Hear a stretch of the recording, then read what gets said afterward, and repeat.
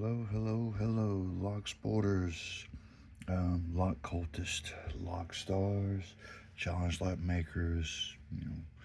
I actually had someone recently talk to me about the different types of modifications for the ones that are new into making challenge locks.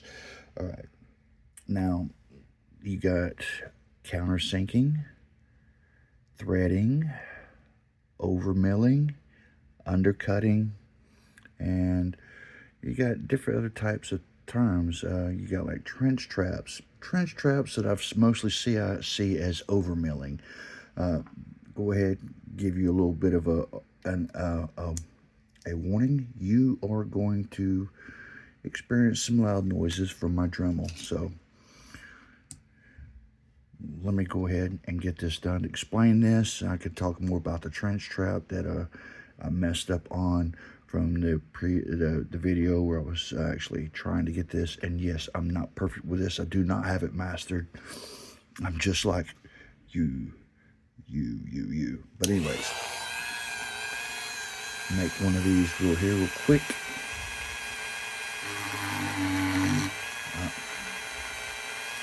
A lot better if I had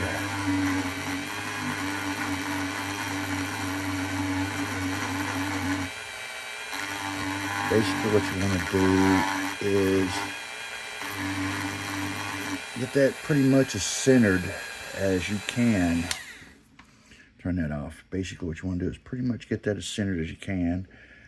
And essentially, like if you have we'll just use this right here.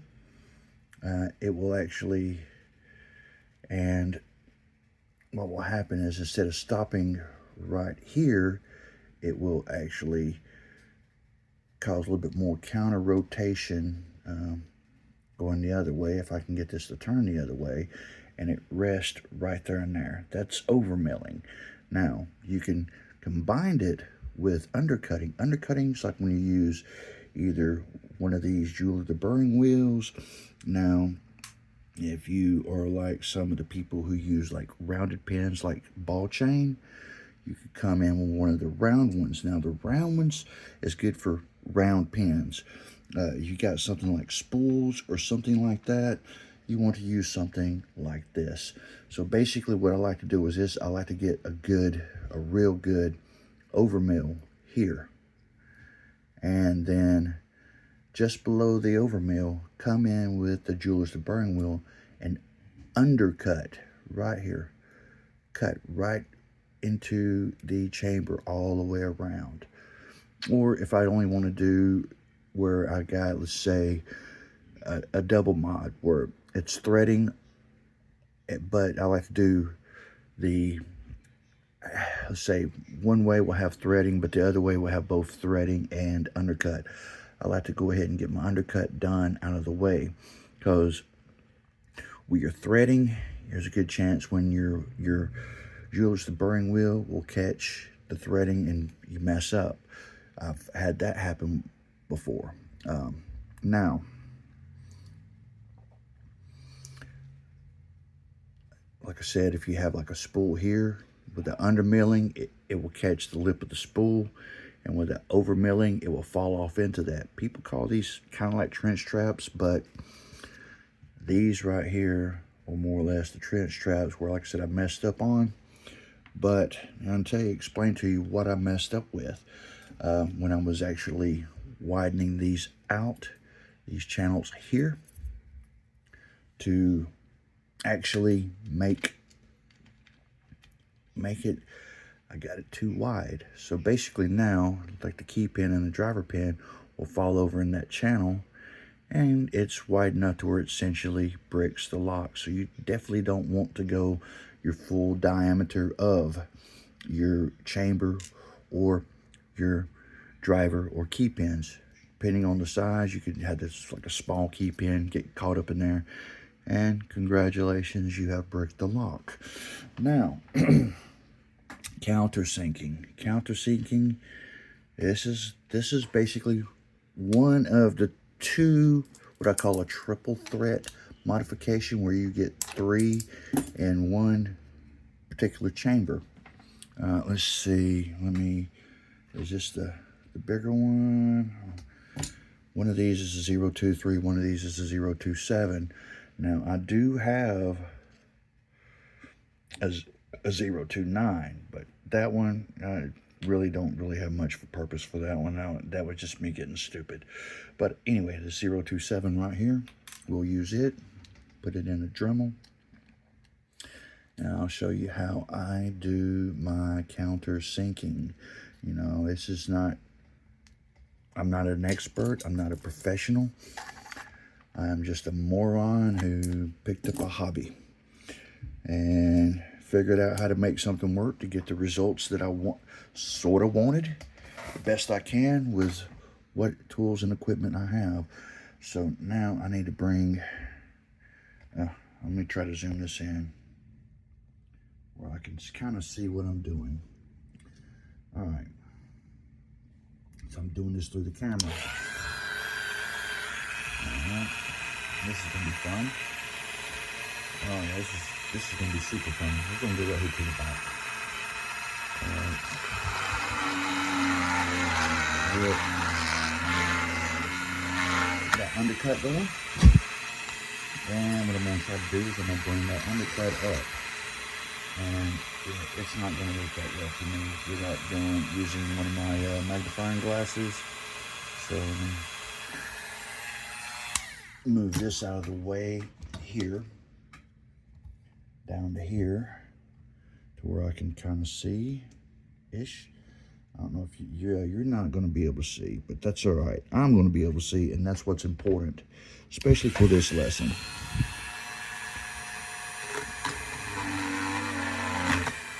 Okay. Come on.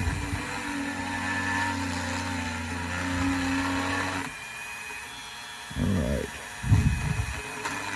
Now, this upper ridge above the chamber,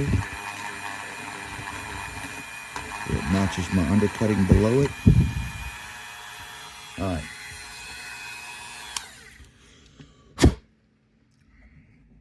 And there's different ways of doing countersinking. This is the way I do it with this particular. What I've done is I undercut, and there's different ways of doing it. I should have went through this prior to doing that, but I'm just kind of, you know, there's like different ways of doing this. Usually I try to have the key pin, either if I want it to go ahead and slide right off the key pin once I get a false set, and basically with that countersink, it basically makes that set kind of last. And what I'll do is I'll put like one of these overmilling here with some countersinking just below that overmilling. So that's actually three mods, what I call a triple thread. Now, even with a smaller pin, say if it was a smaller pin there, you could use threading, overmilling, undercut, and that's the other triple thread. Now, if you went with the threading with a smaller pin, a shorter pin here, so you got, actually that's a quadruple thread. So you got 4 mods in that one chamber in the plug.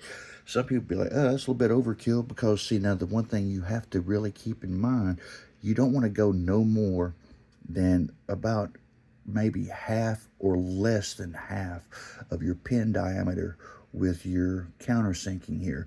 Because when you lift up, you know, and it turns, you want that point of that key pin to realign itself back to that chamber of the hole and not get stuck up here.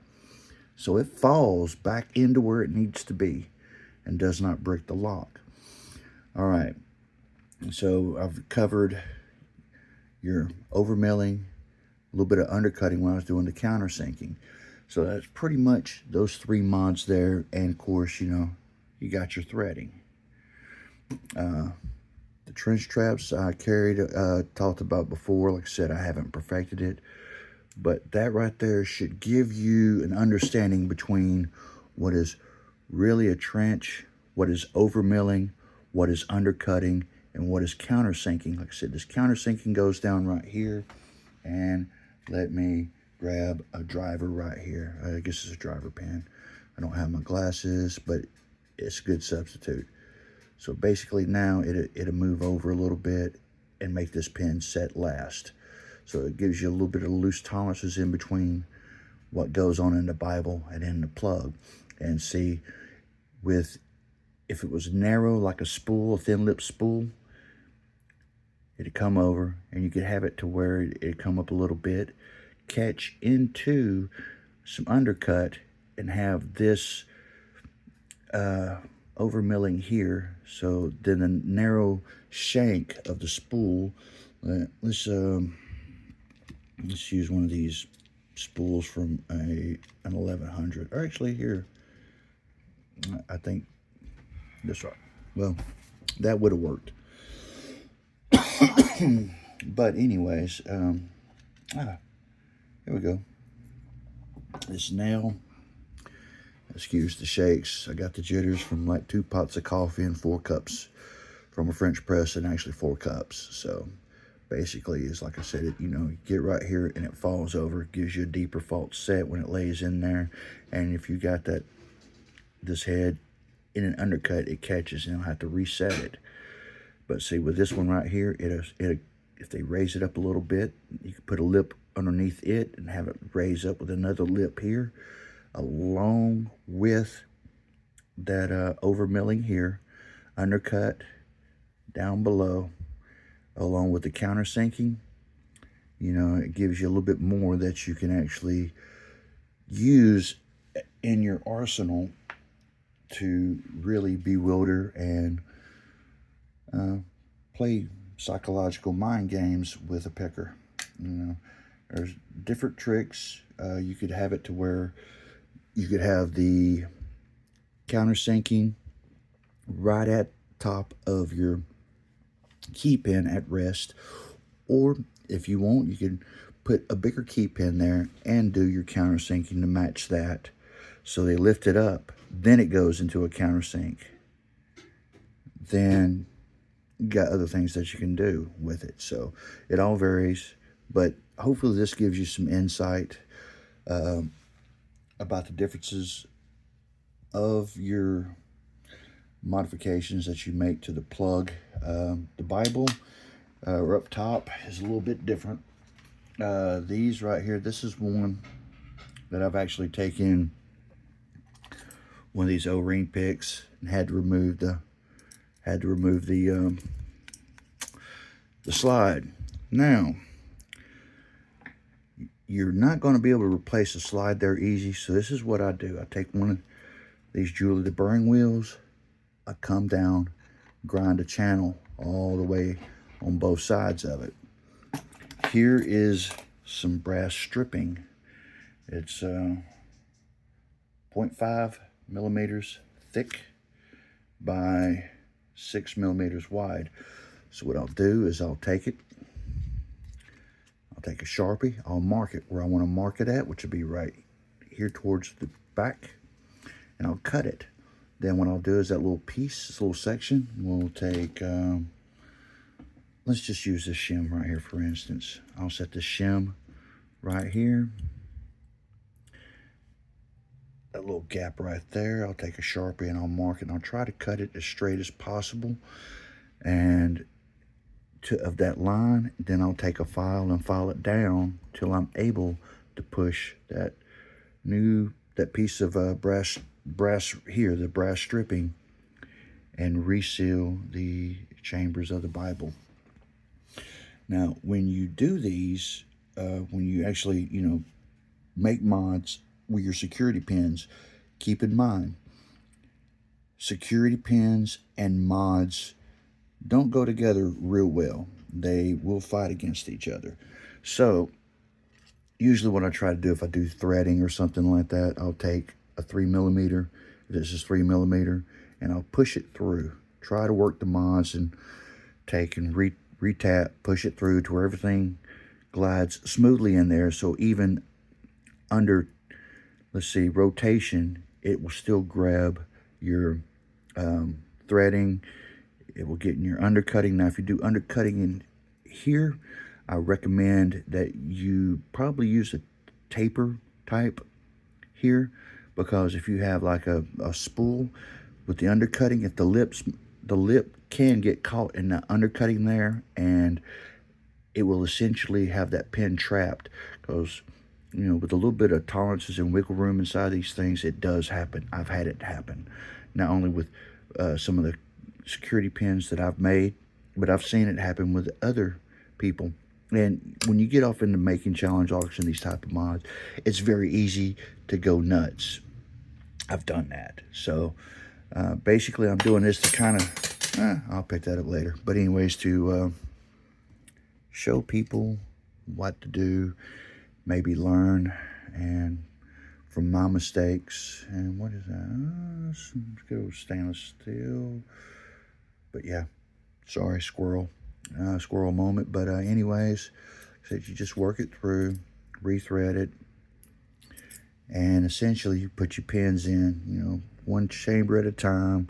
Make sure that the pin works well and glides and doesn't get caught up, because a lot of people will do all these mods such as threading with serrated pins, and they're wondering why the key is getting jammed up in there and they're not able to pull it out. And it could be several factors, but usually if the length of the pin stack is fine with the spring, it's more than likely that the security pin is not working well with the modifications. That does happen. I've had it happen. It still happens with me at times. So I have to make sure I go and rework everything to make sure everything glides and performs well. A lot of times you will get into a hurry and you'll oversight, or you'll mess up, or you'll end up bricking a lock. Trust me, I've done it. Take your time. I hope this helps, and my best to you all.